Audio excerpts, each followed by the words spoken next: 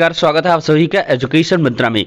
दोस्तों, इस वीडियो में हम बहुत सारी इंपॉर्टेंट अपडेट्स को डिस्कस करने वाले हैं, जैसे कि UP triple S C, UP PSC, UP board, UP BEd entrance exam 2023, Yogi सरकार की कैबिनेट बैठक और 14,600 पदों पर जल्द शिक्षक भर्ती। दोस्तों, सारी अपडेट्स पर एक साथ डिस्कशन करें। इसके पहले एक छोटी सी इंफॉर्मेशन करेंगे Uttar Pradesh BEd entrance exam 2023 की बेस्ट बुक के बारे में, जो चक्षु पब्लिकेशन की है। इस पुस्तक की अगर हम खास बात करें तो 2700 से अधिक महत्वपूर्ण प्रश्न हैं, 6 प्रीवियस ईयर के सॉल्व पेपर हैं, नवीनतम पाठ्यक्रम पर यह पुस्तक आधारित है। यह पुस्तक आपको ऑनलाइन और ऑफलाइन दोनों मोड में उपलब्ध करवाई गई है। ऑनलाइन के लिए लिंक डिस्क्रिप्शन बॉक्स में प्रोवाइड की गई है और ऑफलाइन के लिए किसी भी नज़दीकी बुक स्टॉल पर कॉन्टैक्ट कर सकते हैं।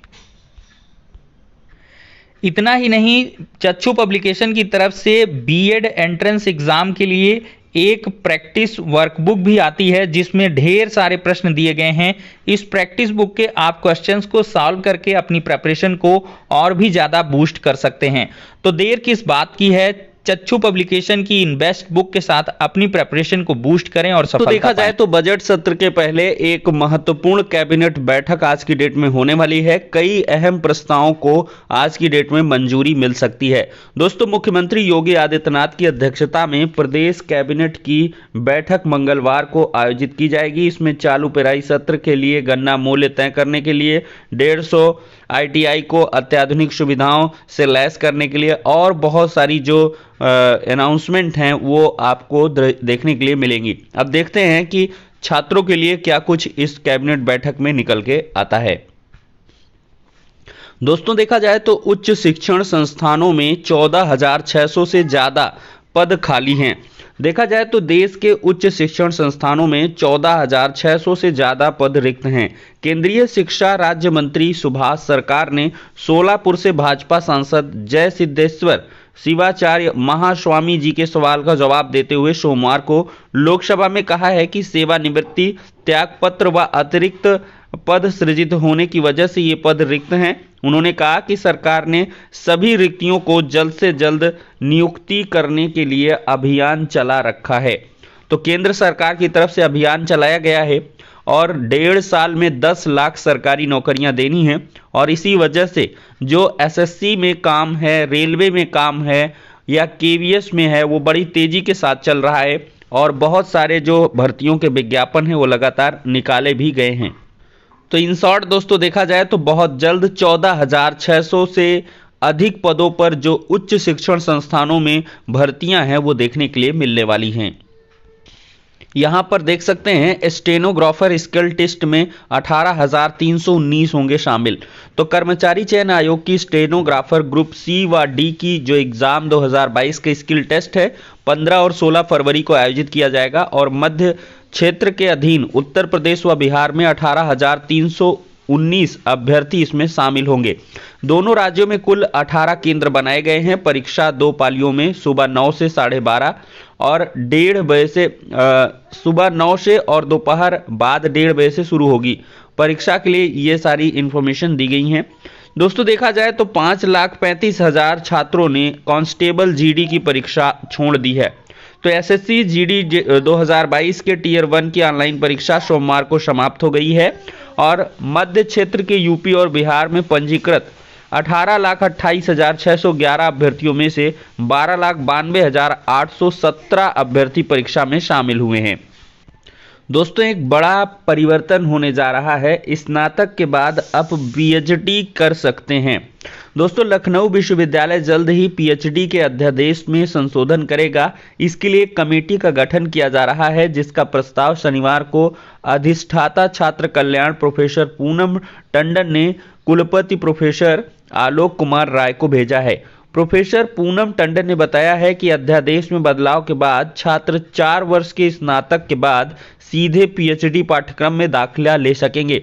इसके लिए उन्हें परास्नातक करने की आवश्यकता नहीं पड़ेगी, लेकिन पीएचडी में उन्हीं छात्रों को प्रवेश मिलेगा जिनके अंक 75% से अधिक हैं। इससे कम अंक होने पर उन्हें 1 वर्ष का परास्नातक कोर्स करना पड़ेगा। पीएचडी पूरी करने की अवधि में कम से कम 3 वर्ष जबकि अधिकतम 7 वर्ष तक का रखा जाएगा।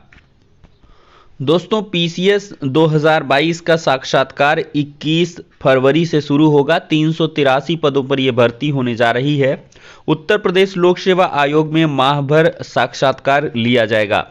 तो दोस्तों पीसीएस 2022 की मुख्य परीक्षा का परिणाम जारी करने के 4 दिन बाद ही साक्षात्कार की तिथि घोषित कर दी गई है। मुख्य परीक्षा में सफल अभ्यर्थियों का साक्षात्कार 20 फरवरी से 21 मार्च तक चलेगा। यूपीपीएससी की घोषित इन तिथियों के बीच में होली का त्यौहार भी है। छुट्टियों के बीच 17 दिन साक्षात्कार होगा और इसका अंतिम परिणाम अप्रैल में घोषित किया जा सकता है। आयोग की कोशिश है कि संघ लोक सेवा आयोग के परिणाम से पहले वह अपना परिणाम जारी कर दे।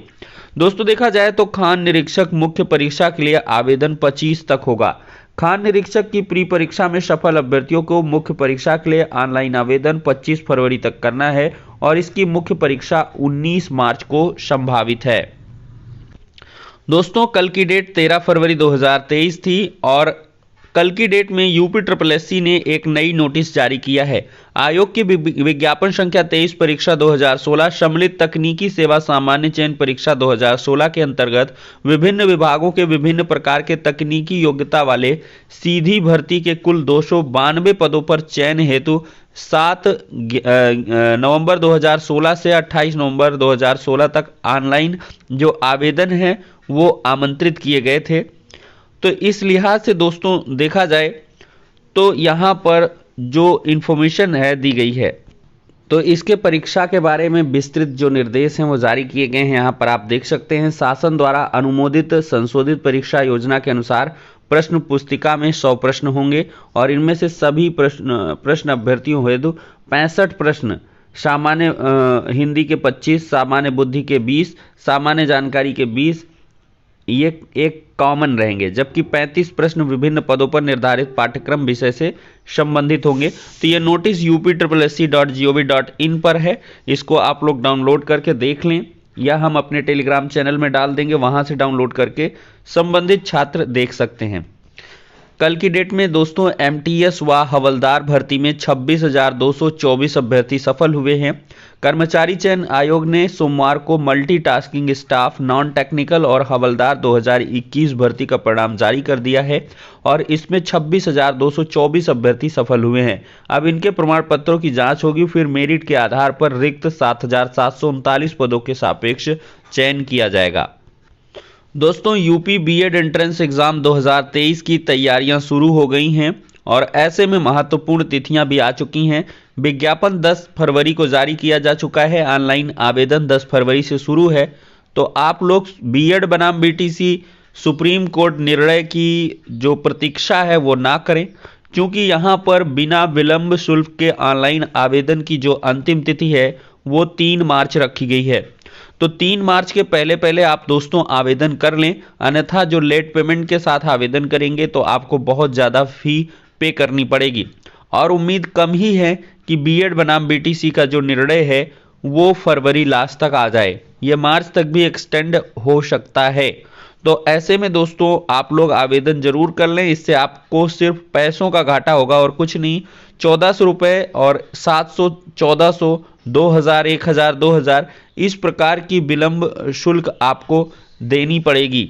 अगर नॉर्मल आवेदन करेंगे तो 1400 और लेट पेमेंट के साथ आपको ये फॉर्म दोस्तों 2000 लेट पेमेंट का लगेगा और 1400 ये लगेगा, 3400 रुपये लगेंगे।